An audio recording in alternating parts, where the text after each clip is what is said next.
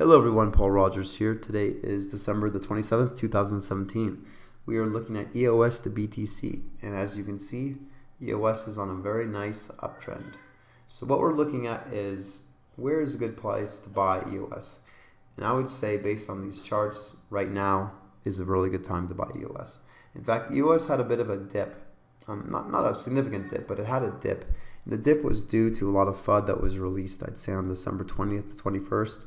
Some major news organization wrote an article for like a clickbait article saying, oh, huge project for our biggest ICO, I think it was, and it could be worth nothing or something, some horrible headline. And they're basically looking at the terms and conditions of buying EOS tokens, and they're written by a lawyer, and the lawyer was basically covering the bases for the people involved in EOS, which would be Dan Larimer and his team.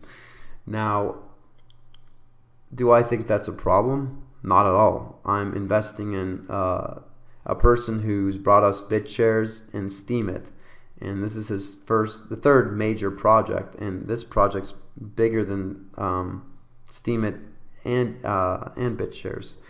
And I trust Dan, and I know that he's not the kind of person that's looking to make a quick buck. He's a multi-millionaire. He doesn't need to try to scam to make a quick buck. He does this because he's passionate about the space and about changing the world. So that's why I invest in EOS. And if you ask me when a good time to buy, right now. I don't think that you have to wait for a pullback. I think buying EOS right now is a very smart thing to do. Let's look at Lend really quick. Ethlend is a great project. It's also been on a really nice uptrend. I've been recommending Lend tokens right around 2 cents or so, and they perform pretty well indeed. They're up to 8 cents. I would look to try to pick up some Lend tokens around maybe 450 Satoshi would be a good spot to try to pick some up. And Lend tokens is probably the smallest project that I recommend.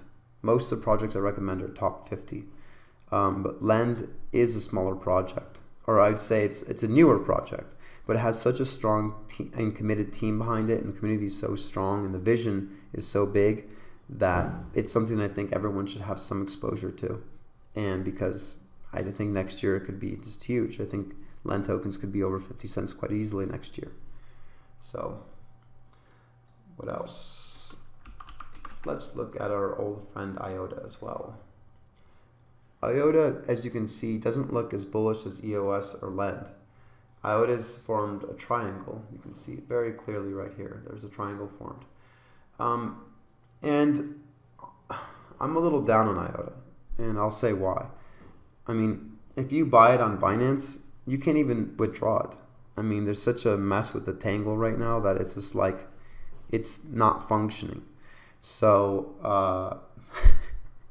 I mean, it might end up being a great thing, because Tangle is in a kind of a new technology that has a lot of possibilities. It doesn't use a blockchain; it uses a Tangle, and theoretically, Tangles can be free, and Internet of Things is a beautiful concept, but I think IOTA is kind of I like to be able to store my investments securely, and holding things on an exchange because like basic functions like sending tokens does not work, or you could get your tokens lost, doesn't interest me. It's not something that I'm too keen about. But that said, if IOTA does dip, and let's say IOTA gets all the way down to around 16 or 17,000 Satoshi, is it a good buy? Should you pick some up if you don't own any? Sure you should. I wouldn't recommend getting a ton of them. I would recommend maybe, I don't know, depending on how aggressive your portfolio is, maybe 5% exposure would be a good amount. And then if you see some life coming into IOTA, you see some positive things like being able to do basic things like transfer your IOTA without worrying it's getting lost in the Tangle, to be found at a later date. And the wallets are working properly and everything. Sure. buy more. But as of right now, I wouldn't recommend buying at this price. I would recommend waiting for IOTA to dip further. You always want to buy things, pick things up when things are negative. So things are negative in my opinion for IOTA, and I just want to look for a bigger correction before I would consider buying more, and then just letting it sit on an exchange, which annoys me. What else should we look at before we get to the big boys?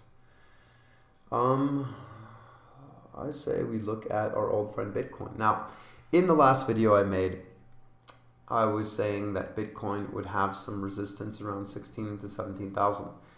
Bitcoin hit 16,000, and then there was just these, you could definitely tell that Bitcoin was getting some resistance. I think some people, or a lot of people I should say, put sell orders here to try to make a buck on Bitcoin rebounding. Bitcoin did temporarily shoot up, got to around 1650 or so, and now Bitcoin is retracing. So what's the move from here? Let's say you sold Bitcoin at 16,000 and you want to buy it back. Where's a good spot to buy back? Now, I would say, looking at this old triangle, around 14,500 could be your spot. Could be your spot to buy back in. So if you want to buy some more Bitcoin, I would hold off a little bit, because I think it's possible that, I think the most likely scenario is that price action heads down to 14,500 or so and then continues higher. Our good friend Ethereum is also retracing just a little bit, so it's kind of a generalized pullback. But Ethereum's already broken this major resistance, and now it's a support, and as you can see, Ethereum's struggling to go past that, which is a very good sign. I do think Ethereum is going to be heading towards $1,000, and I think it's going to happen quite soon. So I think all in all, if you're going to buy Ethereum, I think this is a good spot to jump in.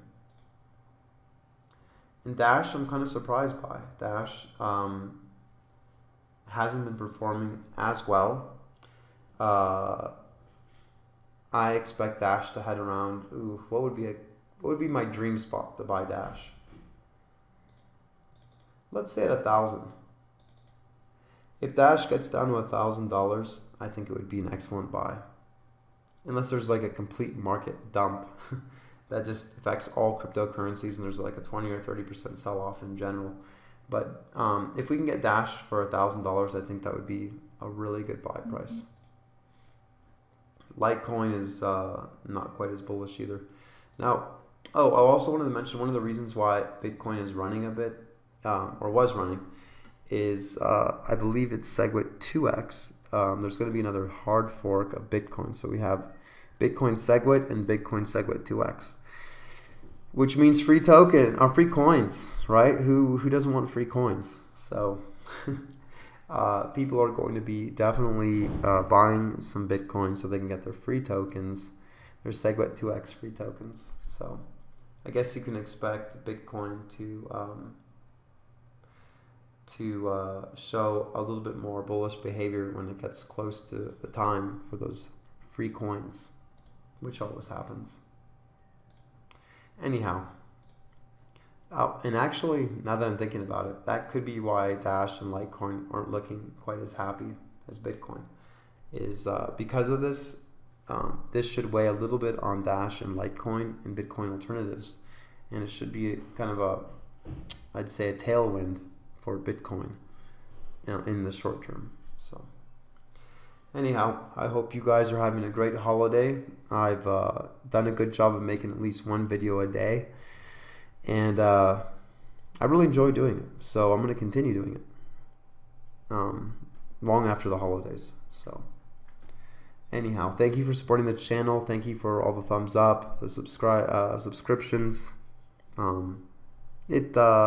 I don't expect to make any money from this channel or anything else. This is more of like a crypto diary for me, a way for me to analyze what's going on in the market and then put it into words and share it with people that are also interested in the same thing. And also, because you guys make comments, a lot of times you guys can give me feedback that can benefit me. So it is a two-way street. Anyhow, Paul Rogers out.